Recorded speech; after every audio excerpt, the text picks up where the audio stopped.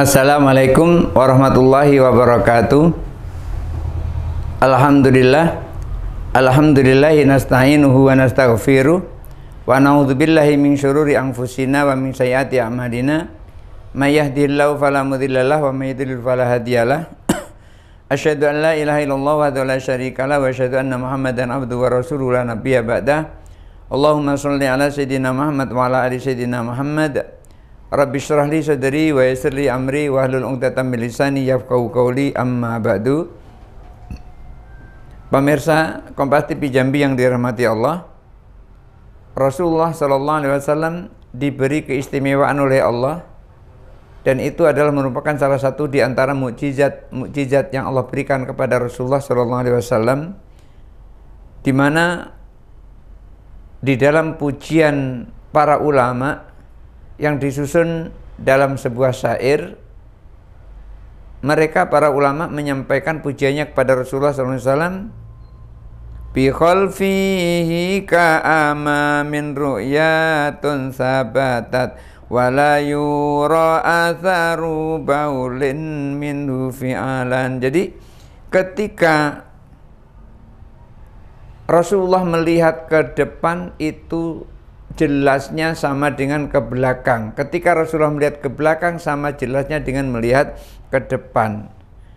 Jadi nggak ada bedanya bagi Rasulullah melihat ke belakang maupun melihat ke depan. Tidak noleh ke belakang pun Rasulullah akan tampak jelas dengan apa yang ada di belakang. Ru'yatun sabatat, ini adalah pendapat yang kuat, di mana Rasulullah memiliki kemampuan melihat ke belakang Rasulullah, ke belakang punggung, itu jelasnya seperti melihat ke depan.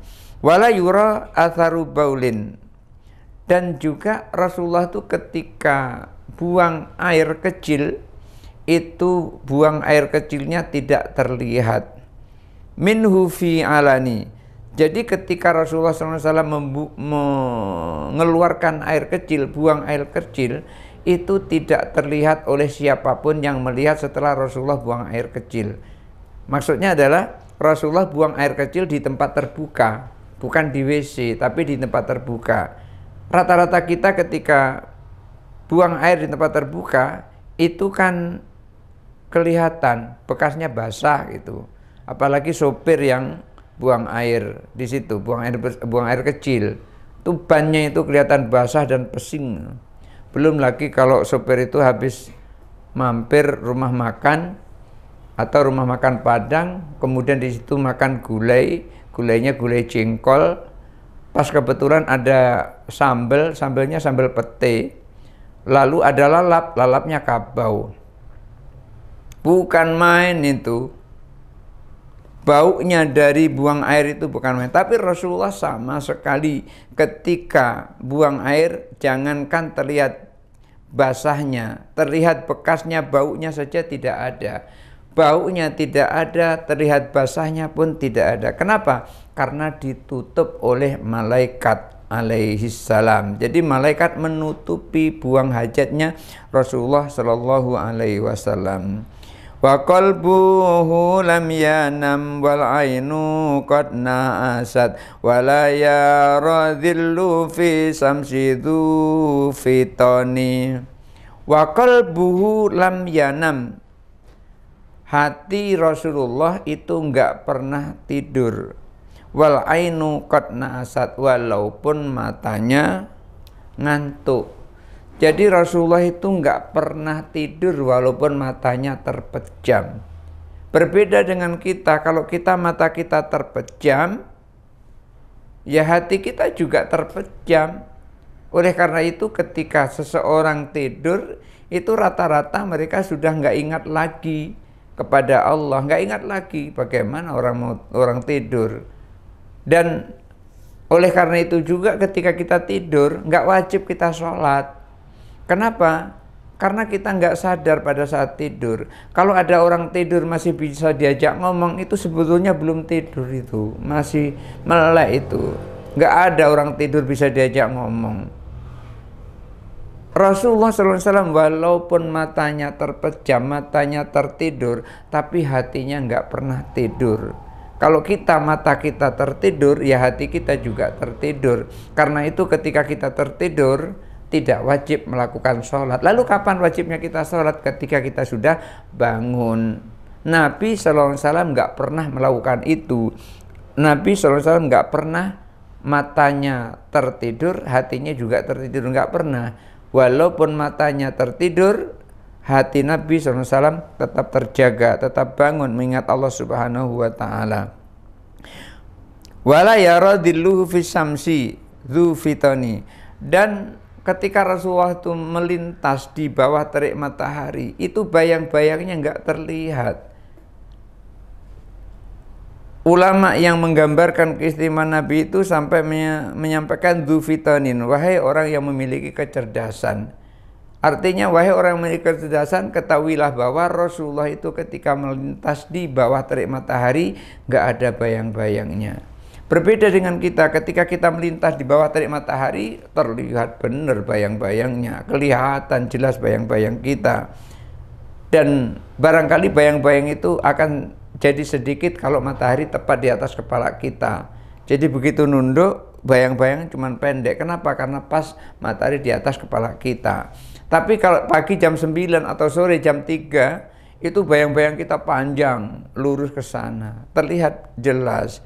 Nah, Nabi dengan keistimewaannya tidak terlihat sama sekali bayang-bayangnya di bawah terik matahari. Katifahu qad ala taqauman idza jalasu indal wiladati sif yada bi muhtatani. Kedua, pundak Rasulullah SAW itu meninggi idza jalasu, ketika Rasulullah duduk bersama kaumnya. Katifahu qad alata qauman idza jalasu. Kedua pundak Rasulullah itu meninggi ketika duduk bersama kaumnya. Artinya Rasulullah itu begitu terlihat. Walaupun Rasulullah duduk di tengah-tengah kaumnya, itu Rasulullah nampak dan paling terlihat di situ. Dengan izin Allah, melalui mukjizatnya, Rasulullah naik pundaknya, artinya terlihat tinggi. Dan Rasulullah terlihat walaupun di tengah-tengah kaum pada saat itu. Indal wiladati sif yadha bi muhtatani. Dan Rasulullah itu ketika lahir itu sudah dalam keadaan berkhitan. Beda dengan kita. Kita ketika lahir belum dalam keadaan berkhitan. Oleh karena itu ketika kita sudah besar, rata-rata kelas 4 SD, kelas 5 SD atau kelas 6 SD baru disunat. Nabi begitu lahir itu sudah berkhitan. Artinya sudah ada khitan. Artinya orang yang sudah berkhitan itu kulubnya sudah nggak ada lagi. Artinya sudah suci begitu. Rasulullah begitu lahir sudah dalam keadaan berkhitan. Hadhil khosaisu fahfatha takun amina. Inilah keistimewaan Nabi sallallahu alaihi wasallam. Ulama menggambarkan dengan syair ini, beliau menyampaikan fahfatha, maka hafallah keistimewaan ini. Keistimewaan yang dimiliki oleh Rasulullah ini hafallah. Takun amina, niscaya engkau akan aman. Min syarri narin wa surrakin wa min mihana. Aman dari apa? Aman dari kejahatan api. Insya Allah dengan menghafalkan keistimewaan Nabi ini, kita akan selamat dari yang namanya kebakaran. Wasuraki, dan selamat dari pencurian. Wamin mihanin, dan selamat dari bencana. Orang yang menghafal keistimewaan Nabi SAW, orang itu akan selamat dari api, selamat dari kebakaran, selamat dari pencurian. Gak ada berani mencuri orang itu di rumah kita. Dan selamat dari mihan, selamat dari bencana. Umpamanya begini, ketika terjadi sesuatu, ada api, barangkali Allah nanti akan tiupkan angin, sehingga angin itu akan menghalau api itu untuk membakar rumah atau membakar sesuatu yang kita miliki. Jadi nggak jadi seperti itu. Dulu seperti ketika di Sarolangun terjadi bencana kebakaran, lalu Buya Saleh sholat. Pada saat sholat itu datanglah angin, dan angin itu menghalau api itu. Akhirnya api itu tidak jadi membakar. Nah, Allah akan selamatkan, dan ada saja jalannya untuk selamat itu.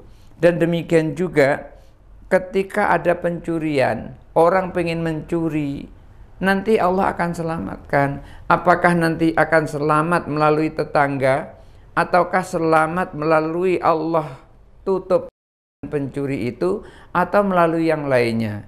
Umpamanya begini, ketika ada orang mencuri di dekat rumah kita, lalu ada tetangga itu bangun. Ketika bangun, tetangga itu teriak, "Woi, ngapa tuh?" Nah, otomatis pencuri itu lari, nggak jadi. Kenapa? Karena takut dengan suara itu. Lantaran apa? Lantaran dia memuji, menghafal keistimewaan Rasulullah SAW. Atau mungkin karena dia punya pagar mangkok. Apa itu pagar mangkok? Dia suka bersedekah dengan tetangganya. Sehingga begitu dikasih sedekah, tetangganya senang. Pas malam-malam dia mau buang air, terbangun, ada orang melintas di depan rumahnya, teriak, "Eh, apa itu?" Langsung lari. Kenapa? Karena ada pagar mangkok tadi. Karena dia suka bersedekah dengan tetangga tadi. Oleh karena itu, ini adalah penting. Berbeda kalau orang tidak baik dengan tetangga. Ketika ada orang melintas di rumahnya, malah ditanya, dipanggil, "Dek, ngapain ke sini? Mau mencuri ya? Nggak apa-apa, lanjutkan saja. Kalau nggak ada linggis, aku masih punya 3 linggis, ambillah 1. Ini kenapa? Karena nggak baik dengan tetangga. Ketika kita nggak baik dengan tetangga, ada pencuri malah dibantu menyelesaikan rumahnya. Oleh karena itu penting kita menghafal keistimewaan Rasulullah, dan juga penting kita untuk melakukan pagar mangkok. Pagar mangkok artinya kita suka bersedekah. Dan juga wamin mihana, dan kita akan selamat dari bencana, dari musibah. Seumpama ada seseorang diselamatkan oleh Allah di jalan raya, kurang setengah detik saja, hampir saja kurang setengah detik itu terkena, selamat dia dari kecelakaan. Atau kurang setengah senti dia tersenggol, kan nggak kena itu kalau kurang setengah senti, akhirnya dia selamat dari kecelakaan itu. Ini adalah termasuk dari keistimewaan Rasulullah SAW yang ketika dihafal, maka orang itu akan selamat dari api, selamat dari pencurian, dan selamat dari bencana. Wa ala ali wa sahbi min ba'di. Dan semoga salawat dan salam tercurah kepada Nabi SAW, juga kepada keluarganya, sahabat-sahabatnya yang sesudahnya. Mudah-mudahan bermanfaat untuk kita semuanya. Hadanallahu wa iyyakum ajmain, wallahul muwaffiq ila aqwamit thoriq. Wassalamualaikum warahmatullahi wabarakatuh.